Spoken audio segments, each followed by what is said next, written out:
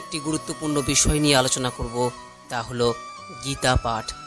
কিভাবে আপনি গীতা পাঠ করবেন, কেনই বা গীতা পাঠ করা প্রয়োজন, গীতা পাঠ করলে কি হয় এবং গীতার মূল বিষয়বস্তু কি, এই সমস্ত কিছু এই ভিডিওতে বিস্তারিত আলোচনা করব।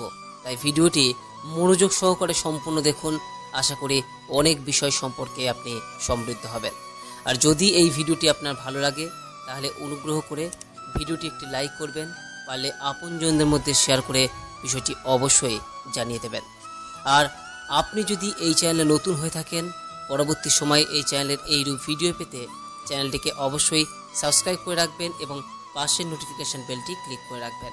আর এ সংক্রান্ত কোনো প্রশ্ন বা মতামত থাকলে নিজের কমেন্ট বক্সে অবশ্যই জানাবেন। চলুন এবার বিস্তারিত আলোচনায় প্রবেশ করি। হিন্দু ধর্ম তথা সনাতন ধর্মের প্রধান ধর্মগ্রন্থ হল শ্রীমদ্ ভাগবত গীতা। আমরা অনেকেই গীতার অধ্যায় পড়ে থাকি, আবার অনেকেই নিয়ম মাফিক গীতা না পড়লেও পাপ হবার ভয়ে গীতা পাঠ করে থাকে।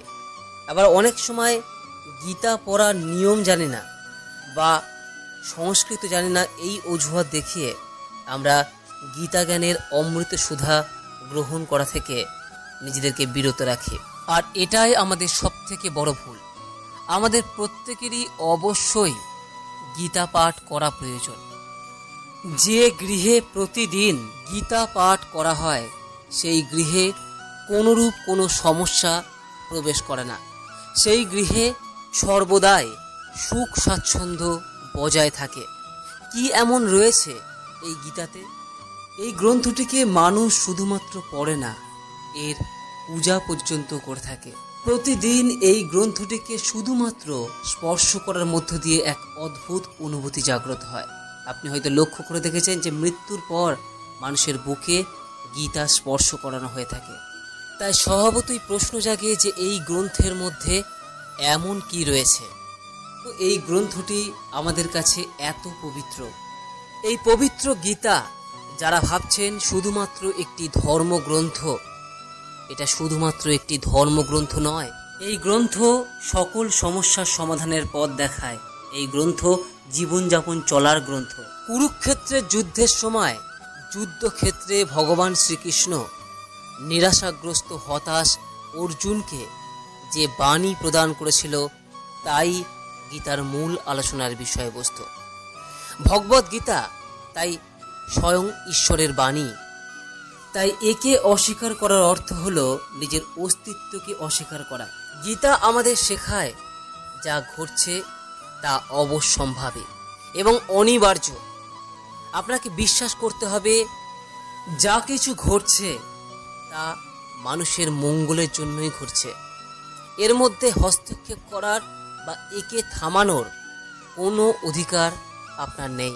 আপনি হাজার চেষ্টা করেও যে ঘটনা ঘটবে সেই ঘটনাকে থামাতে পারবেন না। সেই জন্যই ভগবান বলছেন, যেমন ঘটনা ঘটছে তেমনটাই তাকে ঘটতে দিন। আপনি কেবলমাত্র শুধুমাত্র আপনার কর্মের প্রতি চিন্তা করুন। ফলের প্রত্যাশা না করে কেবলমাত্র কর্ম করে যান। কর্মফলের ওপর আপনার কোনো অধিকার বা কোনোরূপ কোনো দাবি নেই। পবিত্র গীতা আমাদের আত্মনিয়ন্ত্রণ করতে শেখায়।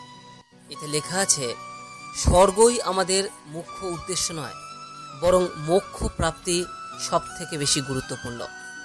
আর এই মোক্ষ লাভ করতে হয় আত্মজ্ঞানে, অর্থাৎ ব্রহ্মকে জানলে। এই ব্রহ্মকে জানা সম্ভব হয় আত্ম উপলব্ধির মাধ্যমে। গীতা এই আত্ম উপলব্ধি জাগ্রত করতে আমাদের সাহায্য করে। গীতা আমাদের শেখায় দেহের থেকে ইন্দ্রিয় বড়, অর্থাৎ আমাদের যে শরীর তার থেকে বড় হলো আমাদের যে পঞ্চ ইন্দ্রিয়, সেই পঞ্চ ইন্দ্রিয় বড়। ইন্দ্রিয় থেকে আমাদের বুদ্ধি বা জ্ঞান বড়। আবার বুদ্ধি অপেক্ষা বড় হলো আত্মা, আর আত্মার থেকেও পরমাত্মা বড়। আর আমরা প্রত্যেকেই সেই পরমাত্মার এক একটি অংশ। আর আমরা যেহেতু পরমাত্মার অংশ, তাই আমাদের এই আত্মা অমর এবং একে কখনোই ধ্বংস করা যায় না। কেবলমাত্র শরীর নষ্ট হয়, আত্মা কখনোই মৃত্যু হয় না, ধ্বংস হয় না। একজন ব্যক্তির মৃত্যুর পর তার আত্মা কেবলমাত্র শরীর পরিবর্তন করে। এটি কখনোই ভিজে যেতে পারে না অথবা আগুনে পুড়ে যেতে পারে না। এটি এক শরীর থেকে অন্য শরীরে মৃত্যুর পর প্রবেশ করে। গীতা আমাদের শেখায় মানুষের সব থেকে বড় শত্রু হলো তার লোভ, লালসা, ক্রোধ, হিংসা, বিদ্বেষ, যা আমাদের প্রকৃতি ও চরিত্রকে নষ্ট করে। আর এই রিপু থেকে আমাদের পরিত্রাণের উপায় খুঁজে বার করতে সাহায্য করে গীতা।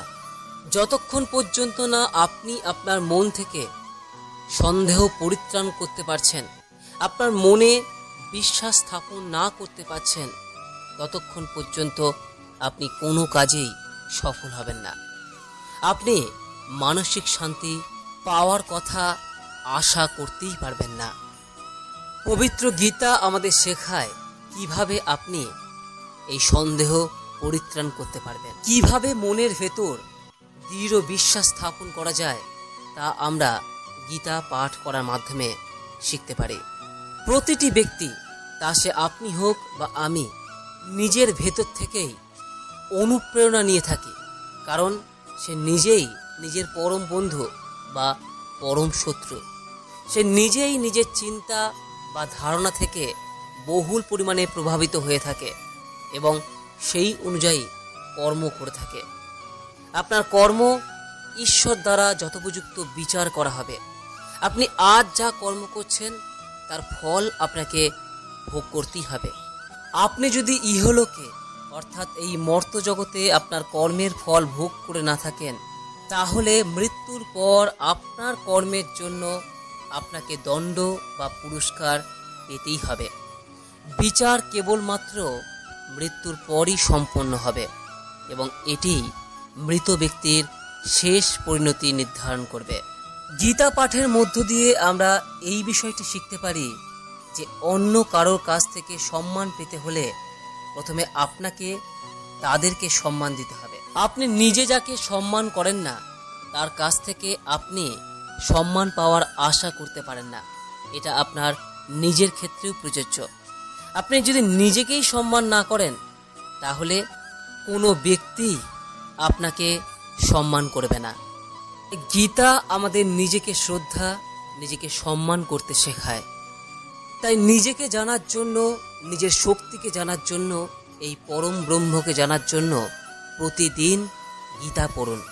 হ্যাঁ, এটা সত্য যে প্রাথমিক অবস্থায় গীতা পড়লে হয়তো আপনি অনেক কিছুই বুঝতে সক্ষম হবেন না, কিন্তু গীতা পড়তে পড়তে আপনি এই বিষয়গুলি সম্পর্কে অনুধাবন করতে পারবেন। পবিত্র গীতা স্পর্শ করা মাত্রই আপনার মনের মধ্যে এক অদ্ভুত অনুভূতি হবে। বিশ্বাস না হয় আপনি প্রত্যেক দিন এইভাবে গীতা পাঠ করুন, টানা 1 মাস করে দেখুন।